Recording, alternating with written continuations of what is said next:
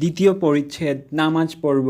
ফজরের প্রথম ওয়াক্ত হলো যখন দ্বিতীয় ফজর প্রকৃত ভোর উদয় হয়, আর তা হলো পূর্বাকাশে চওড়া সাদা আভা। ফজরের শেষ ওয়াক্ত হলো সূর্যোদয়ের পূর্বক্ষণ পর্যন্ত। জোহরের প্রথম ওয়াক্ত হলো সূর্য যখন হেলে যায়, এবং এর শেষ সময় হলো ইমাম আবু হানিফা রহমতুল্লাহ আলাইহি এর মতে প্রত্যেক বস্তুর ছায়া মূল ছায়া ব্যতীত দ্বিগুণ হওয়া পর্যন্ত। ইমাম আবু ইউসুফ এবং ইমাম মুহাম্মদ রহমতুল্লাহ আলাইহিমা এর মতে প্রত্যেক বস্তুর ছায়া উহার সমপরিমাণ হওয়া পর্যন্ত। আসরের প্রথম ওয়াক্ত শুরু হয় উভয় মত অনুসারে জোহরের ওয়াক্ত চলে যাওয়ার পর থেকে, এবং ওয়াক্ত থাকে সূর্যাস্তের পূর্ব পর্যন্ত। মাগরিবের প্রথম ওয়াক্ত শুরু হয় সূর্যাস্তের পর থেকে, এবং তার শেষ ওয়াক্ত হলো শাফাক বা শুভ্র আভা অদৃশ্য না হওয়া পর্যন্ত। ইমাম আবু হানিফা রহমতুল্লাহ আলাইহির মতে শাফাক ওই সাদা আভা যা আকাশের কিনারায় রক্তিম আভার পর দেখা যায়। ইমাম আবু ইউসুফ ও ইমাম মোহাম্মদ রহমতুল্লাহ আলাইহির মতে রক্তিম আভাটাই হলো শাফাক। এশার প্রথম ওয়াক্ত হলো যখন শাফাক চলে যায় এবং শেষ হবে দ্বিতীয় ফজরের উদয়ের পূর্ব পর্যন্ত। বিতর নামাজের প্রথম ওয়াক্ত হলো এশার নামাজ আদায়ের পর থেকে, এবং শেষ ওয়াক্ত হলো ফজর উদয় না হওয়া পর্যন্ত। মুস্তাহাব হলো ফজরের নামাজ উষার আলো পূর্ণভাবে আলোকিত হওয়ার পর আদায় করা, গ্রীষ্মকালে জোহরের নামাজ ঠান্ডা হওয়ার পর আদায় করা, এবং শীতকালে ওয়াক্তের প্রথমাংশে আদায় করা। আসরের নামাজ সূর্যের রং পরিবর্তন না হওয়া পর্যন্ত বিলম্ব করা। মাগরিবের নামাজ তাড়াতাড়ি করে ওয়াক্ত শুরুর সাথে আদায় করা। এশার নামাজ রাত্রির 1/3 পূর্বক্ষণ পর্যন্ত বিলম্ব করা। বিতর নামাজের মুস্তাহাব হলো যে ব্যক্তি তাহাজ্জুদ নামাজ আদায় করার আগ্রহী তার জন্য বিতর নামাজ রাতের শেষাংশে আদায় করা। যদি রাত্রি জাগরণের কারো অভ্যাস না থাকে তাহলে সে যেন নিদ্রা যাওয়ার পূর্বেই বিতর নামাজ আদায় করে। আজান অধ্যায়। 5 ওয়াক্ত নামাজ ও জুমা নামাজের জন্য আজান দেওয়া সুন্নাত, অন্যান্য নামাজের জন্য সুন্নাত নয়। আজানে তারজি শাহাদাতের শব্দগুলো ক্ষীণ আওয়াজে উচ্চারণের পরে আবার বুলন্দ আওয়াজে উচ্চারণ করা নেই। ফজরের আজানে হাইয়া আলাল ফালাহ এর পর আসসালাতু খায়রুম মিনান নাউম 2 বার বৃদ্ধি করতে হবে। একামত আজানের মতোই, তবে তাতে হাইয়া আলাল ফালাহ এর পরে কাদ কামাতিস সলাহ 2 বার বাড়িয়ে পড়তে হয়। আজানে থেমে এবং একামতে তাড়াতাড়ি বলতে হবে। আজান ও একামত কেবলামুখী হয়ে বলতে হবে। সে মুয়াজ্জিন যখন হাইয়া আলাল ফালাহ ও হাইয়া আলাস সালাহ পর্যন্ত পৌঁছাবে তখন যথাক্রমে ডান দিকে এবং বাম দিকে মুখ ফিরাবে। কাজা নামাজের জন্য আজান ও একামত দিতে হবে। যদি কয়েক ওয়াক্ত নামাজ কাজা হয়ে যায় তাহলে প্রথম ওয়াক্ত নামাজের জন্য আজান ও একামত দিতে হবে, এবং দ্বিতীয় নামাজের জন্য ইখতিয়ার থাকবে, ইচ্ছা করলে আজান ও একামত উভয়ই দিতে পারবে, অন্যথায় শুধু একামতের উপর সীমাবদ্ধ থাকবে।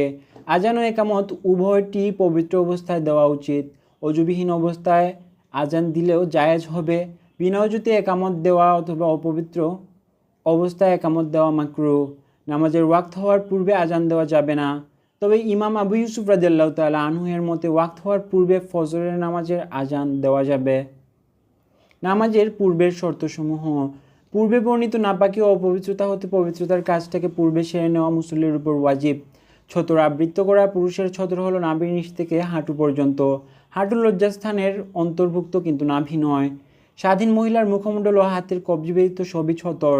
কৃতদাসীর ছতর পুরুষের ছতরের অনুরূপ, তবে তার পেট ও পিঠ ছতরের অন্তর্ভুক্ত। এছাড়া তার শরীরের অন্যান্য অংশ ছতর নয়। যদি কেউ অপবিত্রতা দূর করার জন্য কোনো কিছু না পায় তবে সে ওই অপবিত্রতা সহ নামাজ আদায় করবে, এবং এর নামাজ আর পুনরায় আদায় করতে হবে না। কেউ যদি ছতর আবৃত করার মতো কাপড় না পায় তাহলে সে বস্ত্রহীন অবস্থায় বসে নামাজ পড়বে, রুকু ও সাজদার জন্য ইশারা করবে, আর যদি এই অবস্থায় দাঁড়িয়ে নামাজ আদায় করে তাহলে জায়েজ হবে, তবে প্রথমটি উত্তম। যে নামাজ আদায় করার ইচ্ছা করে সে নামাজের নিয়ত করবে, যাতে তাকবীরে তাহরিমা এবং নিয়তের মাঝে অন্য কোনো আমল দ্বারা ব্যবধান না হয়। সে কেবলামুখী হবে, তবে যদি সক্ষম না হয় কিন্তু যেদিকে সক্ষম সেদিকে ফিরে নামাজ আদায় করবে। কেবলার ব্যাপারে কারো কোনো সন্দেহ সৃষ্টি হলে এবং জিজ্ঞাসা করার মতো কোনো লোক পাওয়া না গেলে চিন্তা ভাবনা করে নামাজ আদায় করবে। উক্ত নামাজ আদায়ের পর যদি সে অবগত হয় যে সে ভুল কেবলার দিকে নামাজ আদায় করেছে তবু তার নামাজ পুনরায় পড়তে হবে না। আর যদি নামাজের মধ্যে সে জানতে পারে তাহলে সে নামাজের কিবলার দিকে মুখ ফিরাবে এবং বাকি নামাজ তার উপর ভিত্তি করে শেষ করবে। নামাজের বিবরণ। নামাজের অভ্যন্তরে ফরজ 6টি। তাকবীরে তাহরিমা বলা, দাঁড়িয়ে নামাজ আদায় করা, কিরাত পড়া, রুকু করা, সাজদা করা, শেষ বৈঠকে তাশাহুদ পরিমাণ বসা। এছাড়া অন্য কাজ সুন্নাত। যখন কোনো ব্যক্তি নামাজ শুরু করবে তখন আল্লাহু আকবার বলবে এবং তাকবীরের সাথে সাথে উভয় হাতে এতদূর উঠাবে যাতে উভয় বৃত্তাঙ্গুলি কানের লতি বরাবর হয়। যদি কেউ আল্লাহু আকবারের স্থলে আল্লাহু আজাল্লু বাজামু অথবা আর রহমানু আকবারু বলে ইমাম আবু হানিফা ও ইমাম মুহাম্মদ রাদিয়াল্লাহু আনহুমা এর মতে বৈধ হবে।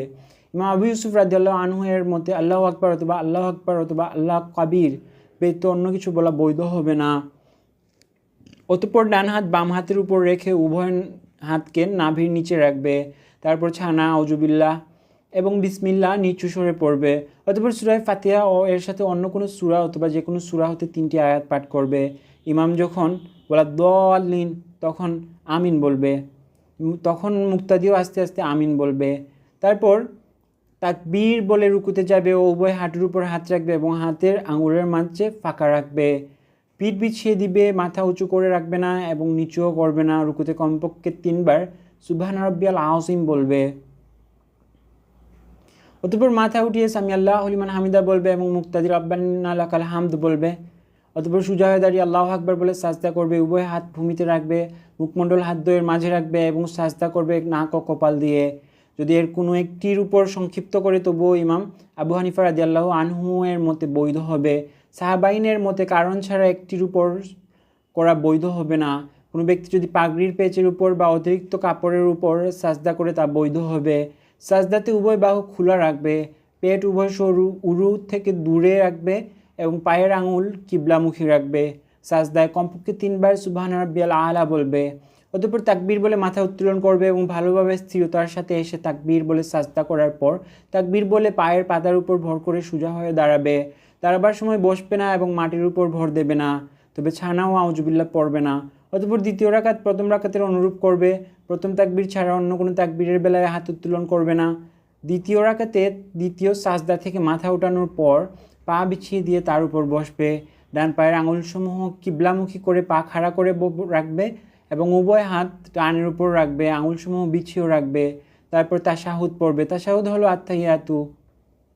প্রথম বৈঠকে তাশাহুদের পর কিছু বৃদ্ধি করবে না। শেষের 2 রাকাতে কেবল সূরা ফাতিহা পড়বে। নামাজের শেষে যখন বসবে প্রথম বৈঠক বসার ন্যায় বসবে এবং তাশাহুদ পড়ে এবং রাসূলুল্লাহ সাল্লাল্লাহু আলাইহি সাল্লামের উপর দুরূদ পড়বে। তারপর কোরআন ও হাদিসে বর্ণিত দোয়ার সাথে সামঞ্জস্যশীল দোয়া পড়বে। এমন দোয়া পড়বে না যা মানুষের কথার সাথে সামঞ্জস্য হয়। অথবা ডান দিকে সালাম ফিরাবে এবং বলবে আসসালামু আলাইকুম রাহমাতুল্লাহ। অনুরূপভাবে বাম দিকেও সালাম ফিরাবে। কোনো ব্যক্তি যদি ইমাম হয় তাহলে ফজর, মাগরিব ও এশার প্রথম 2 রাকাতে উচ্চস্বরে কিরাত পড়বে এবং প্রথম 2 রাকাতে পর নিম্নস্বরে কিরাত পড়বে। যদি একাকী হয় তাহলে সেই ইচ্ছাধীন, চাইলে জুড়ে পড়বে এবং নিজেকে শোনাবে, আর চাইলে আস্তেও পড়তে পারে। ইমাম সাহেব জোহর ও আসরের নামাজে নিম্নস্বরে কিরাত পড়বে। বিতর নামাজ 3 রাকাতের মধ্যে সালাম দিয়ে বিচ্ছিন্ন করবে না। সারা বৎসর ভেতরের তৃতীয় রাকাতে রুকুর পূর্বে দোয়া কুনুত পড়বে।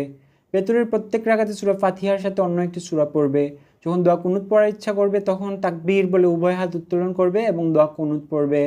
বিতর ব্যতীত অন্য কোনো নামাজে দোয়া কুনুত পড়ার প্রয়োজন নেই। যে কোনো নির্দিষ্ট নামাজের যে কোনো নির্দিষ্ট সূরা ব্যতীত অন্য কোনো সূরা বৈধ হবে না এমন বলতে কিছু নেই। নামাজের জন্য কোনো সূরা নির্দিষ্ট করা এ অর্থে মাকরুহ হবে যে উক্ত নামাজে এই সূরা ব্যতীত অন্য কোনো সূরা পড়া যাবে না।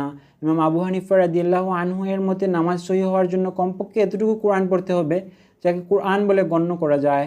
ইমাম আবু ইউসুফ ও মুহাম্মদ রাহমাতুল্লাহি আলাইহিমা বলেন কমপক্ষে ছোট 3 আয়াত এবং বড় একটি আয়াত ব্যতীত নামাজ বিশুদ্ধ হবে না। ইমামের পিছনে মুক্তাদি কিরাত পড়বে না। যদি কেউ অপরের নামাজে প্রবেশ করতে চায় তাহলে সে 2টি নিয়তের মুখাপেক্ষী হবে, নামাজের নিয়ত এবং ইমামের অনুকরণের নিয়ত। জামাত অধ্যায়। জামাতের সাথে নামাজ আদায় করা সুন্নতে মুআক্কাদা। ইমামতির জন্য যেই ব্যক্তি সর্বোত্তম সে সুন্নাতের ব্যাপারে অধিক জ্ঞাত।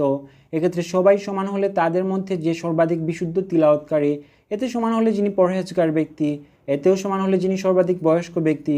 কৃতদাস, বেদুইন, ফাসেক, অন্ধ ও অবৈধ সন্তানের ইমামতি করা মাকরুহ। মুসল্লিগণ এমন কাউকে এগিয়ে দিলে বৈধ হবে। ইমামের উচিত হবে নামাজ দীর্ঘ না করা। মহিলাদের একক জামাত করা মাকরুহ। যদি তারা জামাতে নামাজ পড়তে চায় তাহলে ইমাম প্রথম কাতারের মাঝখানে দাঁড়াবে, যেমনভাবে উলঙ্গ লোক নামাজ পড়তে দাঁড়ায়।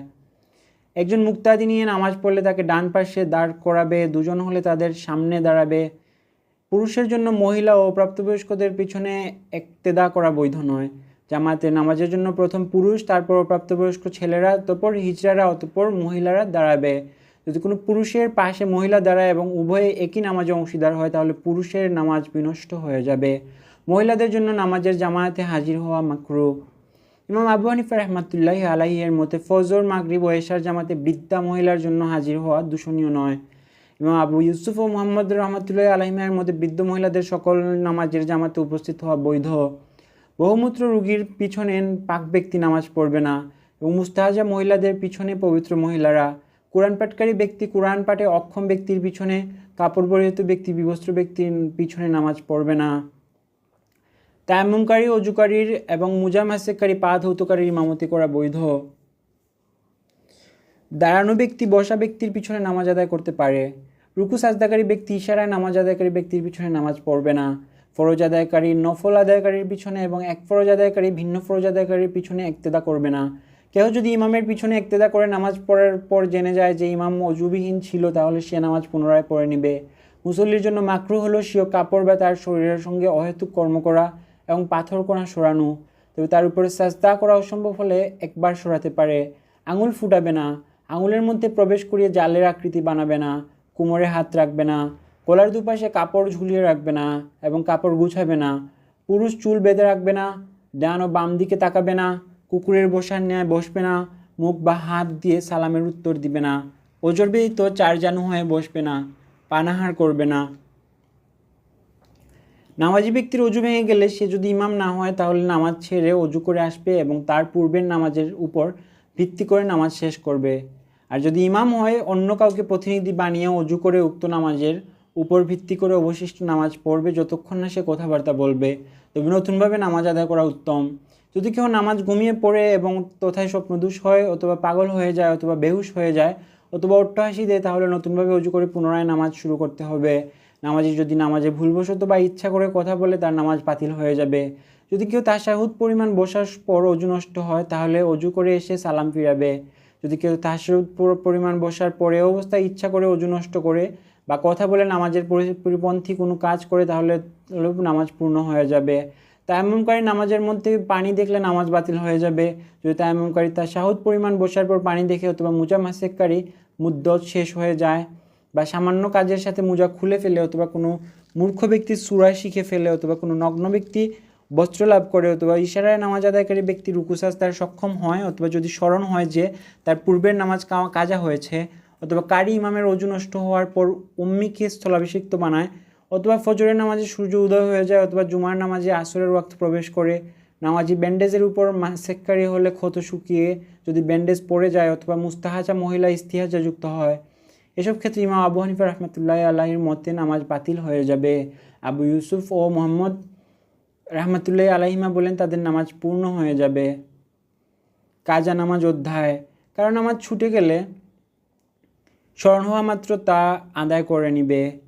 ওয়াক্তিয়া নামাজের পূর্বে তা আদায় করে নিবে। যদি ওয়াক্তিরা নামাজের ছুটে যাওয়ার আশঙ্কা থাকে তাহলে ওয়াক্তিয়া নামাজ আগে আদায় করে পরে কাজা নামাজ পড়বে। যার কয়েক ওয়াক্ত নামাজ ছুটে যায় মূলত যেভাবে ওয়াজিব হয়েছে সেই ধারাবাহিকতায় কাজা আদায় করবে। যদি কাজা নামাজ 5 ওয়াক্তের অধিক হয় তবে তা আদায়ের ক্ষেত্রে ধারাবাহিকতার বিধান রহিত হয়ে যায়। নামাজের মাকরু ওয়াক্তের অধ্যায়। সূর্যোদয়ের সময় নামাজ পড়া বৈধ হবে না, সূর্যাস্তকালেও তা বৈধ হবে না, তবে ওই দিনের আসরের নামাজ ব্যতীত এবং ঠিক দ্বিপ্রহরের সময়ও তা আদায় করা বৈধ নয়। এ সময় জানাজার নামাজ পড়া এবং তিলাওয়াত সাজদা করাও বৈধ নয়। ফজরের নামাজের পর সূর্য ওঠার পূর্ব পর্যন্ত এবং আসরের নামাজের পর সূর্য অস্ত যাওয়ার পূর্ব পর্যন্ত নফল নামাজ পড়া মাকরুহ। তবে এই দুই সময়ে কাজা নামাজ, তেলাওয়াতের সাজদা ও জানাজার নামাজ পড়া দূষণীয় নয়। তবে তাওয়াফ পরবর্তী 2 রাকাত নামাজ পড়া যাবে না। ফজরের ওয়াক্ত হওয়ার পর ফজরের 2 রাকাত সুন্নাতের অধিক অন্য কোনো নফল নামাজ পড়া মাকরুহ। মাগরিবের পূর্বেও কোনো নফল নামাজ পড়া যাবে না। নফল নামাজ অধ্যায়। সুন্নাত নামাজ হলো ফজর উদয়ের পর 2 রাকাত, জোহরের পূর্বে 4 রাকাত ও পরে 2 রাকাত, আসরের পূর্বে 4 রাকাত ইচ্ছা করলে 2 রাকাত, মাগরিবের পর 2 রাকাত এবং এশার পূর্বে 4 রাকাত, পরে 4 রাকাত ইচ্ছা করলে 2 রাকাতও পড়া যায়। দিনের নফল নামাজ ইচ্ছা করলে 2 রাকাত এক সালামে পড়া যায় অথবা 4 রাকাতও পড়তে পারে। এক সালামে এর বেশি পড়া মাকরুহ। রাতের নফল নামাজ সম্পর্কে ইমাম আবু হানিফা রাহমাতুল্লাহি আলাইহি বলেন 8 রাকাত এক সালামে পড়া জায়েজ, এর বেশি পড়া মাকরুহ। ইমাম আবু ইউসুফ ও মুহাম্মদ রহমাতুল্লাহি আলাইহিমা বলেন রাতে এক সালামে 2 রাকাতের বেশি পড়া যাবে না। ফরজ নামাজে প্রথম 2 রাকাতে কিরাত পড়া ওয়াজিব, শেষের 2 রাকাত নামাজের ইচ্ছা স্বাধীন। ইচ্ছা করলে সূরা ফাতিহা পড়বে, ইচ্ছা করলে চুপ থাকতে পারবে, বা ইচ্ছা করলে তাসবিহও পড়তে পারবে। নফল ও বিতর নামাজের সকল রাকাতে কিরাত পড়া ওয়াজিব। কেউ নফল নামাজ শুরু করে নষ্ট করে ফেললে তার কাজা আদায় করবে। কেউ 4 রাকাত নামাজ পড়ে প্রথম 2 রাকাত পরে বসে অতঃপর শেষের 2 রাকাত নামাজ নষ্ট করে ফেললে তারপর 2 রাকাত কাজা আদায় করবে। দাঁড়ানোর ক্ষমতা থাকা সত্ত্বেও নফল নামাজ বসে পড়া যায়। ইমাম আবু হানিফা রাহমাতুল্লাহি আলাইহি বলেন, কেউ যদি নফল নামাজ দাঁড়িয়ে শুরু করার পর বসে আদায় করে তাহলেও বৈধ হবে।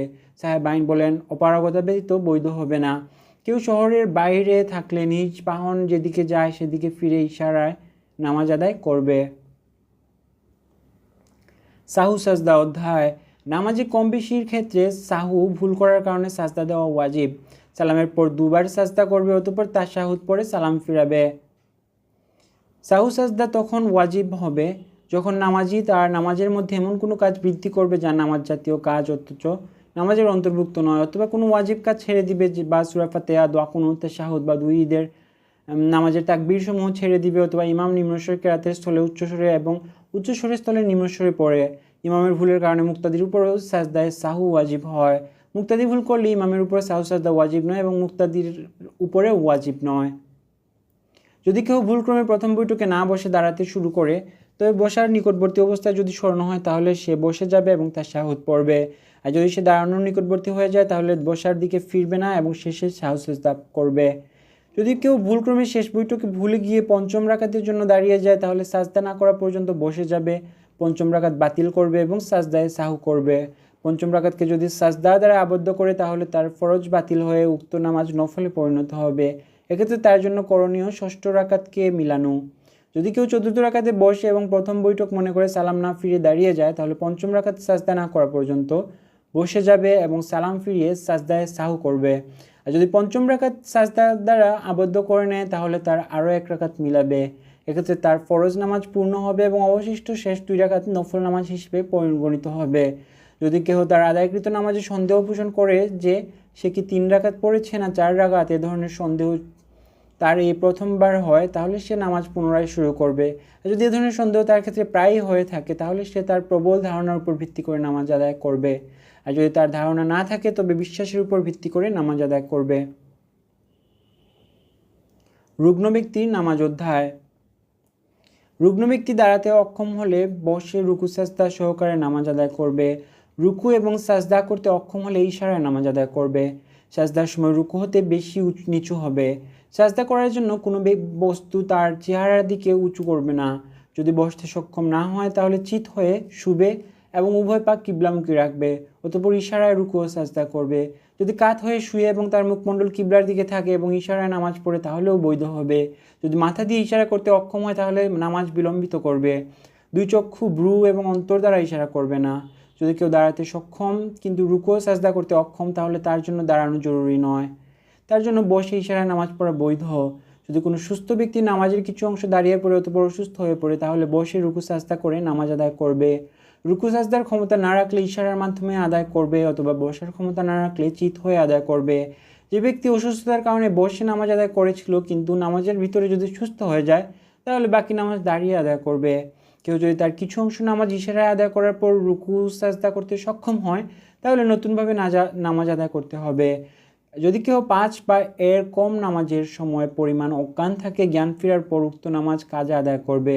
বেহুশের কারণে এর চেয়ে বেশি নামাজ ছুটে গেলে তার কাজে আদায় করতে হবে না। তিলাওয়াতে সাজদার সময়। কোরআন মাজিদে 14টি সাজদা আয়াত আছে। সূরা আরাফের শেষে, সূরা রাদে, সূরা নাহলে, সূরা বনি ইসরাইলে, সূরা মারিয়ামে, সূরা হাজ্জের প্রথমে, সূরা ফুরকানে, সূরা নামলে, সূরা আলিফ লাম মিম তানজিলে, সূরা সোয়াদে, সূরা হামিম সাজদাতে, সূরা নাজমে, সূরা ইনশিকাকে ও সূরা আলাকে। এসব স্থানে তিলাওয়াতকারী ও শ্রবণকারী উভয়ের উপর সাজদা ওয়াজিব, শ্রবণের ইচ্ছা করুক বা না করুক। ইমাম সাজদার আয়াত তিলাওয়াত করলে তিনি এবং মুক্তাদিগণ একই সাথে সাজদা করবেন। মুক্তাদি তিলাওয়াত করলে ইমাম ও মুক্তাদির কারোর উপর সাজদা ওয়াজিব হবে না। যদি তারা নামাজে এমন কোনো লোকের নিকট হতে সাজদার আয়াত শুনে যিনি তাদের নামাজের অন্তর্ভুক্ত নন তাহলে নামাজের মধ্যে সাজদা না করে পরে সাজদা করবে। নামাজের মধ্যে সাজদা করলে তা ঠিক হবে না, তবে এতে নামাজ নষ্ট হবে না। কেউ যদি নামাজের বাহিরে সাজদার আয়াত পড়ে কিন্তু তখন সাজদা না করে নামাজে প্রবেশ করে পুনরায় উক্ত আয়াত তিলাওয়াত করে এবং উভয়টির জন্য একটি মাত্র সাজদা করে তাহলে উভয়ের জন্য যথেষ্ট হবে। যদি নামাজের বাইরে আয়াত সাজদা তিলাওয়াত করে এবং উহার জন্য সাজদা করে অতঃপর নামাজে প্রবেশের পর আবার সেই আয়াত তিলাওয়াত করে তাহলে প্রথম সাজদা তার জন্য যথেষ্ট হবে না। যদি কেউ একই মজলিসে কোনো সাজদার আয়াত বারবার তিলাওয়াত করে এক সাজদাই তার জন্য যথেষ্ট হবে। তিলাওয়াতে সাজদা করার ইচ্ছা করলে হাত উত্তোলন না করে আল্লাহু আকবার বলে সাজদায় যাবে, পুনরায় আল্লাহু আকবার বলে মাথা উত্তোলন করবে, তাতে তাশাহুদ ও সালাম কিছুই করতে হবে না।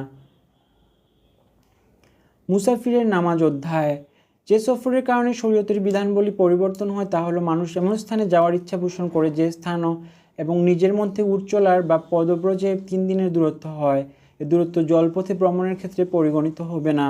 আমাদের আহনাফের নিকট মুসাফিরের জন্য ফরজ হলো প্রত্যেক 4 রাকাত বিশিষ্ট নামাজের ক্ষেত্রে 2 রাকাত পড়া। 2 রাকাতের বেশি পড়া তার জন্য বৈধ নয়। যদি কেউ 4 রাকাত পড়ে এবং প্রথম বৈঠকে তাশাহুদ পরিমাণ বসে তাহলে প্রথম 2 রাকাত ফরজের জন্য যথেষ্ট হবে এবং শেষের 2 রাকাত নফল হিসেবে গণ্য হবে। আর যদি প্রথম বৈঠকে তাশাহুদ পরিমাণ না বসে তাহলে তার নামাজ বাতিল হয়ে যাবে। যে ব্যক্তি ভ্রমণের জন্য বের হবে সে 2 রাকাত করে নামাজ পড়বে যখন তার নিজ জনপদ অতিক্রম করবে এবং ওই সময় পর্যন্ত সফরকারীর অন্তর্ভুক্ত থাকবে যতক্ষণ না 15 বা তার চেয়ে বেশি দিনের জন্য কোনো শহরে অবস্থানে নিয়ত করবে, তখন তার জন্য পূর্ণ নামাজ পড়া জরুরি হবে। যদি কেউ তার চেয়ে কম সময়ের অবস্থানে নিয়ত করে তাহলে সে নামাজ পূর্ণ পড়বে না। কোনো ব্যক্তি যদি কোনো শহরে প্রবেশ করে 15 দিনের অবস্থানে নিয়ত না করে বরং বলতে থাকে যে আগামীকাল বা তার পরের দিন চলে যাব, এভাবে যদি সে কয়েক বছরও কাটিয়ে দেয় তথাপি সে 2 রাকাত করে নামাজ আদায় করবে। কোনো সৈন্য শত্রুভূমিতে প্রবেশ করে 15 দিনের অবস্থানে নিয়ত করে তবু 4 রাকাত পড়বে না। যদি কোনো মুসাফির ওয়াক্ত বাকি থাকতে মুকিমের নামাজ আদায়ের ইক্তেদা করে তাহলে সে পূর্ণ নামাজ আদায় করবে। যদি কাজা নামাজের ইক্তেদা করে তাহলে মুকিমের পিছনে নামাজ আদায় হবে না। কোনো মুসাফির যদি মুকিমের ইমামতি করে তাহলে মুসাফির 2 রাকাত নামাজ পড়ে সালাম ফিরাবে আর মুকিমগণ তাদের অবশিষ্ট 2 রাকাত নামাজ পূর্ণ করবে। মুসাফির ইমামের জন্য মুস্তাহাব হলো সালাম ফিরানোর পর বলে দেয়া আপনারা নিজ নিজ নামাজ পূর্ণ করুন, কেননা আমরা মুসাফির দল। যদি মুসাফির নিজ জনপদে পৌঁছে যায় তাহলে সে অবস্থায় নিয়ত না করলেও নামাজ পূর্ণ আদায় করবে। যদি কেউ আপন বাসস্থান ত্যাগ করে অন্যত্র বাসস্থান গ্রহণ করে অথবা সেখান থেকে সফর করে পূর্বের বাসস্থানে গমন করে তাহলে সে তার নামাজ পূর্ণ করবে না। যদি কোনো মুসাফির মক্কা এবং মিনায় 15 দিনের নিয়ত করে তাহলে সে নামাজ পূর্ণ করবে না। মুসাফিরের জন্য 2 ওয়াক্তের নামাজ একত্রে পড়া আদায়ের বিবেচনায় বৈধ, ওয়াক্তের বিবেচনায় বৈধ নয়। ইমাম আবু হানিফা রাদিয়াল্লাহু আনহুর নিকট নৌকায় সর্বাবস্থায় নামাজ বসে পড়া বৈধ। সাহেব আইনের মতে সরই গ্রহণযোগ্য কারণ ব্যতীত নামাজ বসে পড়া বৈধ নয়। সর্বাবস্থায় কারো নামাজ কাজা হলে মুকিম অবস্থায় 2 রাকাত কাজা আদায় করবে এবং মুকিম অবস্থায় নামাজ কাজা হলে সফর অবস্থায় 4 রাকাত কাজা নামাজই আদায় করবে। সফরের শিথিলতা অবাধ্য ও বাধ্য সকলের ক্ষেত্রে সমানভাবে প্রযোজ্য। জুমুয়ার নামাজ অধ্যায়। জনবহুল শহর বা শহরসম জনপদ ব্যতীত অবস্থানে জুমুয়ার শুদ্ধ হবে না। গ্রামে জুমুয়া জায়েজ নেই। শাসক বা শাসকের নির্দেশিত ব্যক্তি ব্যতীত জুমার নামাজ কায়েম করা বৈধ নয়। জুমুয়ার শর্তসমূহের একটি হলো ওয়াক্ত। সুতরাং জোহরের সময় জুমা বিশুদ্ধ হবে কিন্তু এরপর বিশুদ্ধ হবে না। এর শর্তসমূহের আরেকটি শর্ত হলো নামাজের পূর্বে খুতবা প্রদান। ইমাম 2টি খুতবা দিবেন। উভয় খুতবার মাঝে একটি বৈঠকের মাধ্যমে পার্থক্য করবেন। ইমাম পবিত্র অবস্থায় দাঁড়িয়ে খুতবা প্রদান করবেন। ইমাম আবু হানিফা রাদিয়াল্লাহু আনহু এর মতে খুতবাকে আল্লাহর জিকিরে সীমাবদ্ধ করা বৈধ। আর সাহাবাইন বলেন এমন দীর্ঘ জিকির হতে হবে যাকে খুতবা বলা যায়।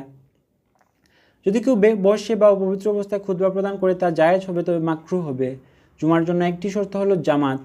ইমাম আবু হানিফা রাদিয়াল্লাহু আনহু এর মধ্যে জামাতের সর্বনিম্ন সংখ্যা হলো ইমাম ব্যতীত 3 জন, সাহাবাইনের মধ্যে ইমাম ব্যতীত 2 জন। উভয় রাকাতে ইমাম উচ্চস্বরে কিরাত পড়বেন।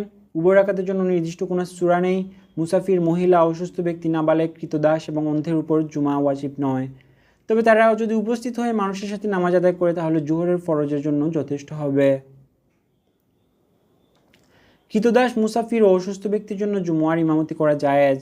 জুমুয়ার দিন যদি কেউ ইমামের জুমুয়া আদায়ের পূর্বে নিজ গৃহে জোহরের নামাজ আদায় করে এবং তার কোনো কারণ না থাকে তাহলে তা মাকরুহ হবে, তবে নামাজ জায়েজ হবে। যদি সে জুমুয়ার নামাজে হাজির হওয়ার ইচ্ছা পোষণ করে অতঃপর নামাজের দিকে যাত্রা করে তাহলে ইমাম আবু হানিফা রাহমাতুল্লাহি আলাইহির নিকট যাত্রা প্রচেষ্টা দ্বারাই তার জোহরের নামাজ বাতিল হয়ে যাবে। সাহাবাইনের মতে ইমামের সাথে শরীক না হওয়া পর্যন্ত নামাজ বাতিল হবে না। অক্ষম ব্যক্তিদের জুমুয়ার দিন জোহরের নামাজ জামাতে আদায় করা মাকরুহ। অনুরূপভাবে কয়েদিদের জন্য জুমার দিন যে ব্যক্তি ইমামের সাথে যতটুকুন পাবে ততটুকু তার সাথে আদায় করবে, বাকি নামাজ তার উপর ভিত্তি করে জুমা হিসেবেই আদায় করবে। যদি সেই ইমামকে তাশাহুদ বা সাজদা সাহুর মাঝে পায় তাহলে শায়খানের মতে তার উপর ভিত্তি করে জুমার নামাজ আদায় করবে। জুমার দিন ইমাম যখন বের হয় মুসল্লিরা তার খুতবা শেষ না হওয়া পর্যন্ত নামাজ ও কথাবার্তা পরিত্যাগ করবে।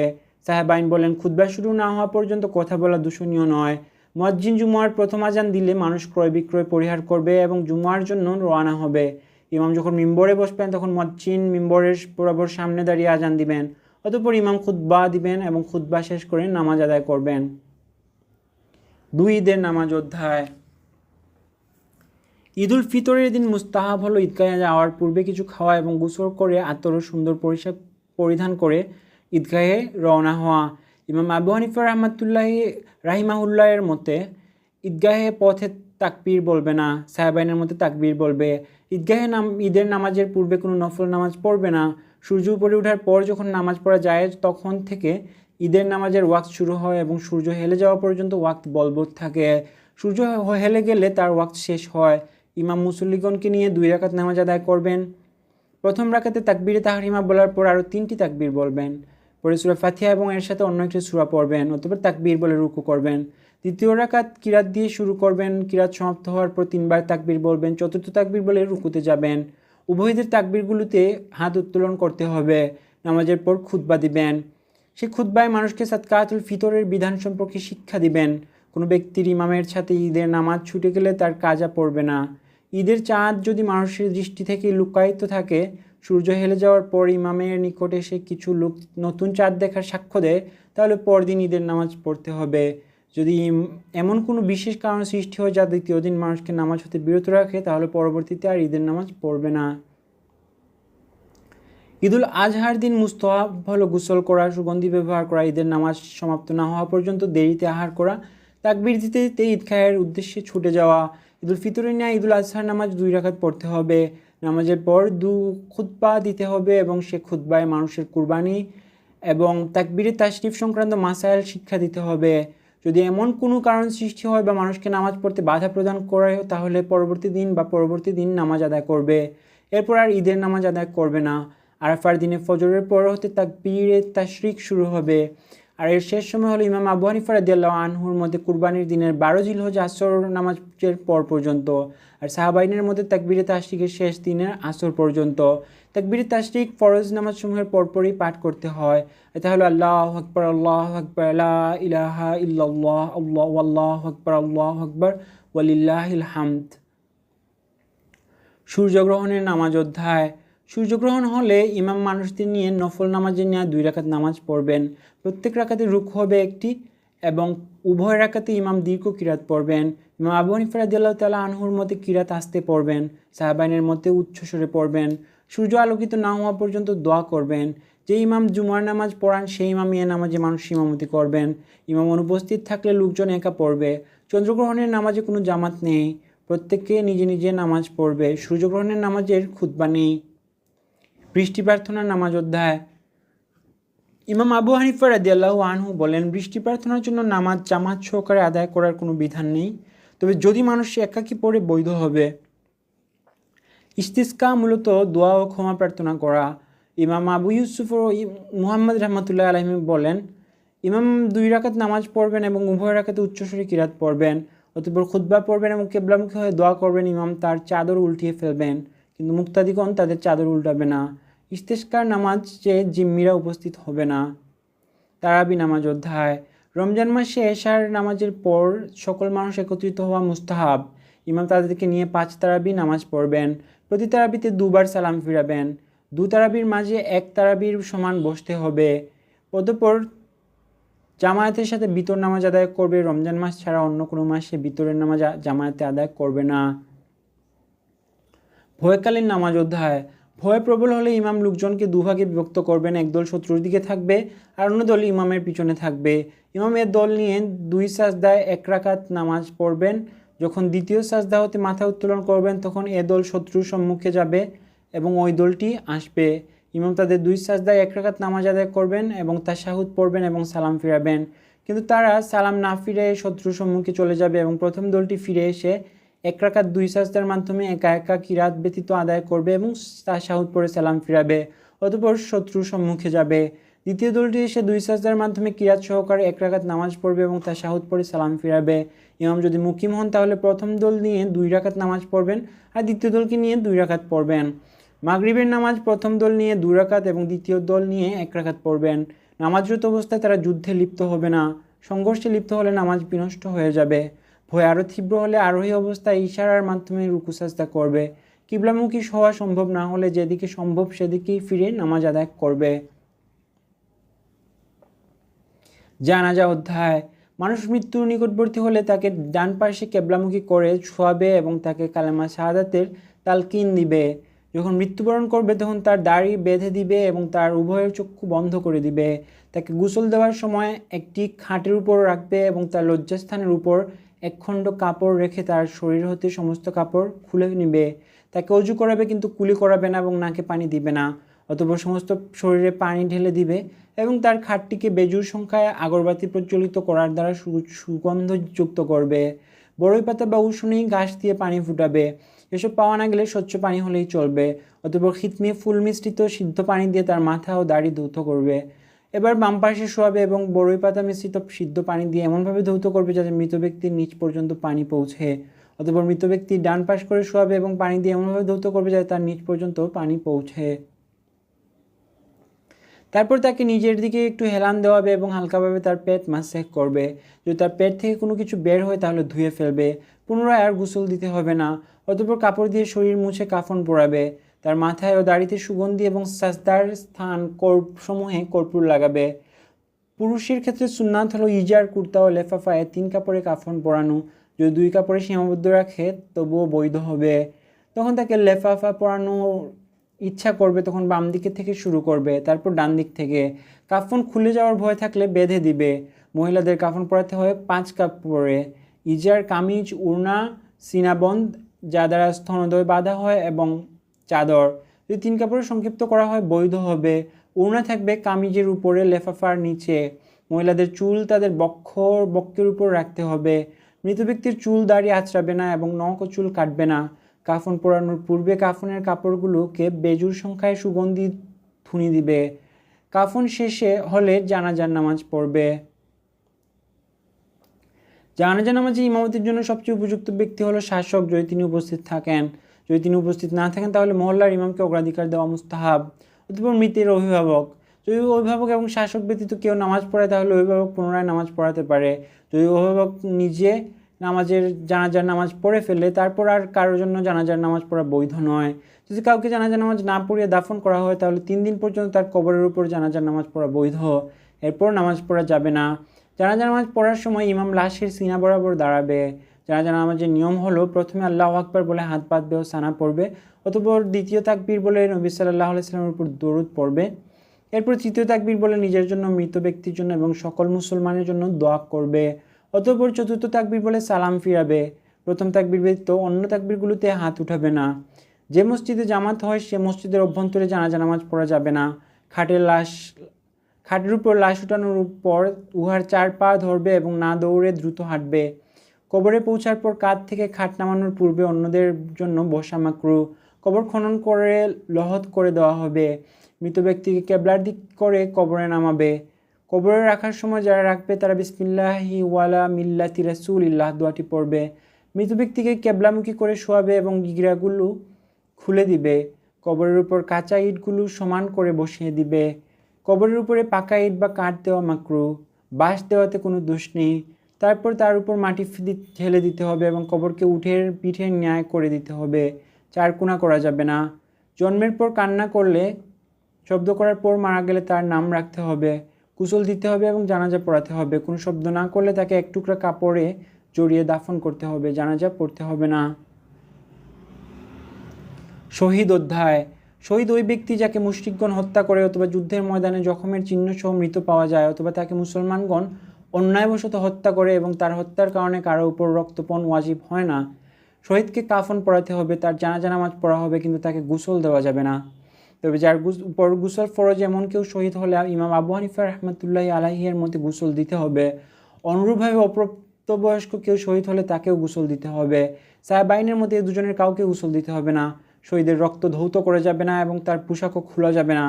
তবে চর্মনির্মিত পোশাক, তুলা ভরা কাপড়, মোজা এবং যুদ্ধাস্ত্র খুলতে হবে।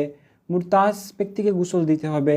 মুরতাজ ওই ব্যক্তি যিনি আহত হওয়ার পর পানাহার করেন অথবা চিকিৎসা গ্রহণ করেন অথবা এক ওয়াক্ত নামাজ অতিবাহিত হওয়া পর্যন্ত জ্ঞান থাকা অবস্থায় জীবিত থাকেন অথবা তাকে রণক্ষেত্র থেকে জীবিত আনা হয়, যাকে শরীয়তের দণ্ডবিধি মোতাবেক প্রাণদণ্ড দেওয়া হয় অথবা তার পরিবর্তে হত্যা করা হয়, তাকে গোসল দিয়ে জানাজা পড়াতে হবে। কোনো রাষ্ট্রদ্রোহী বা ডাকাত নিহত হলে তার জানাজা নামাজ পড়া যাবে না। কাবা অভ্যন্তরে নামাজ অধ্যায়। কাবা শরীফের অভ্যন্তরে ফরজ ও নফল নামাজ পড়া বৈধ যদি ইমাম সেখানে জামাতে নামাজ আদায় করেন এবং তখন যদি কতক মুক্তাদি ইমামের পিঠের দিকে পিঠ ফিরিয়ে দাঁড়ায় তবুও বৈধ হবে। যদি কেউ ইমামের মুখোমুখি দাঁড়ায় তবুও বৈধ হবে, তবে মাকরুহ হবে। যদি কারো পিঠ ইমামের মুখের দিকে হয় তাহলে তার নামাজ বিশুদ্ধ হবে না। ইমাম মসজিদে হারামে নামাজ পড়ালে মুক্তাদিগণ কাবা শরীফের চারদিকে গোলাকৃতি হয়ে দাঁড়াবে এবং ইমামের সাথে নামাজ আদায় করবে। তাদের মধ্যে হতে কেউ ইমামের তুলনায় কাবা শরীফের বেশি নিকটবর্তী হয় তবুও তার নামাজ বৈধ হবে। যদি না সেই ইমামের পাশে থাকে, কেউ যদি কাবা শরীফের ছাদে নামাজ পড়ে তাহলে তার নামাজ বৈধ হবে।